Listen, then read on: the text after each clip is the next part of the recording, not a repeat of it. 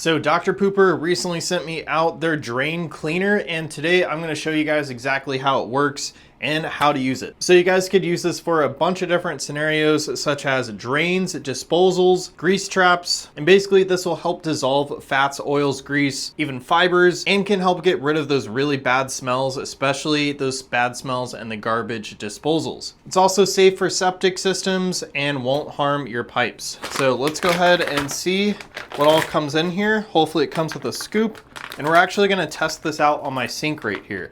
So it is a Ziploc bag, so you guys could seal this up when you're done. But basically they say to use 1 scoop in your drain. So I'm gonna go ahead, take off that, just so I could get easy access or direct access to the drain. Now we're just gonna simply pour it in. And you can see it having a reaction to just the water that was left in there. And then they say to flush it with water for at least 10 seconds. All right, so that's basically all that you guys have to do. And you guys could do this once a month just to keep up with maintenance on your drains. So anyways, if you guys are looking for a really easy to use drain cleaner that doesn't have to sit for a super long time, this is a really cool product. And that's it for my really quick review and demo.